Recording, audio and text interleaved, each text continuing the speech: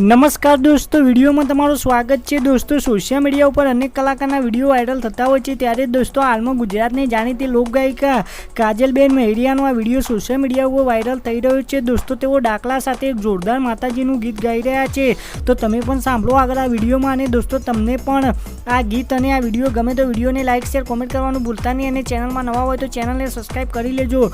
દોસ્તો, ગુજરાતના નામી અનામી કલાકારના નવા જ વિડીયો તમને આ ચેનલ પર જોવા મળશે, તો સાંભળો આગળ આ વિડીયોમાં કાજલ મહેરિયા ગાયું કેવું ગીત।